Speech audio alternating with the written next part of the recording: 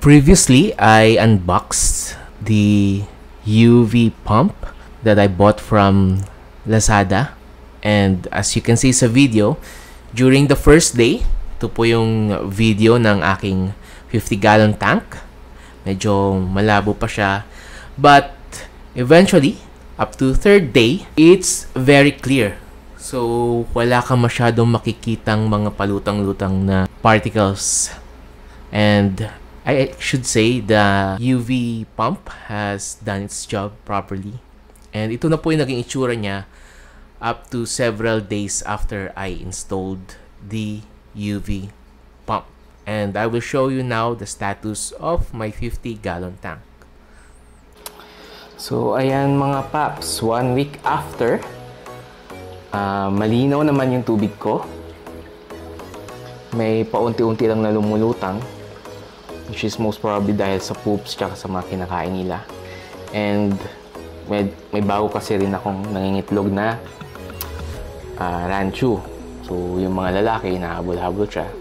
So, most probably sperm din nila, yung mga nakikita nyo lumulutang-lutang.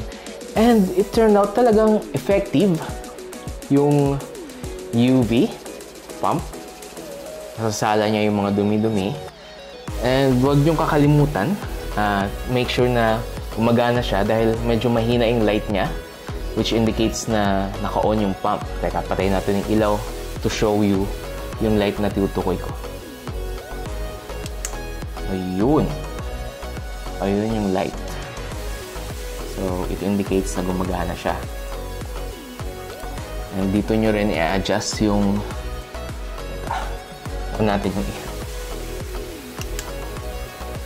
ayan, dito nyo rin i-adjust kung gaano kalakas yung pinalabas nyo na water. Try natin palakasin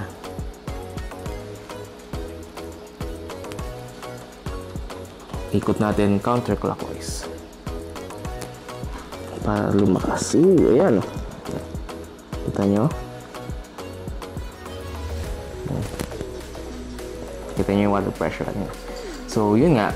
Pero hindi ko siya ginagamit na setting dahil sabi nga nila, habang mas matagal nag-i-stay yung water sa loob ng pump, mas nasasala or mas nafi-filter yung tubig na hinihigop ng UV pump.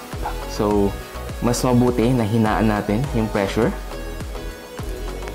para mas matagal na ma-expose sa UV yung water na hinihigop. So, yeah. Yan lang naman usually ang setting ko. Yan kanina. So, nakakatulong siya as a wave maker if wala pa kayong wave maker. Pero sa akin kasi parang okay na yung lahat ng filter na ginagamit ko. Kaya malakas na yung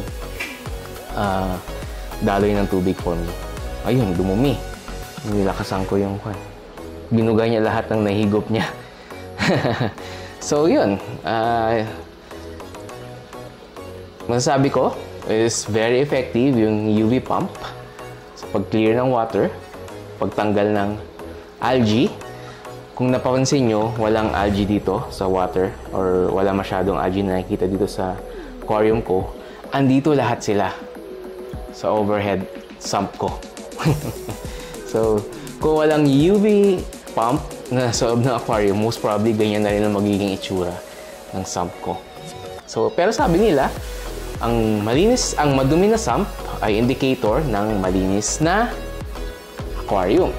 So, that means malinis yung aquarium ko and this overhead sump is doing its job.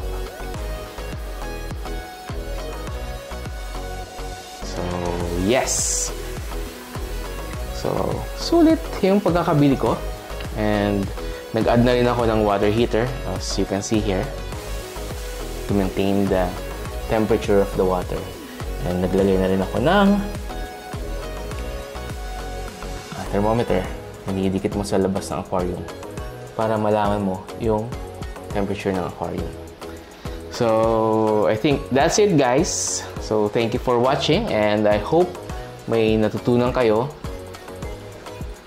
sa unboxing video na nauna na and sa review ko nitong UV pump.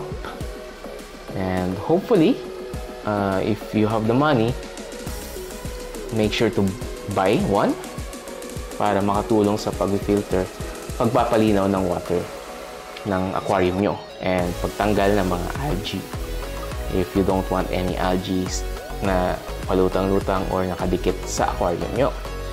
So, thank you, and don't forget to like the video and subscribe to my channel. Bye!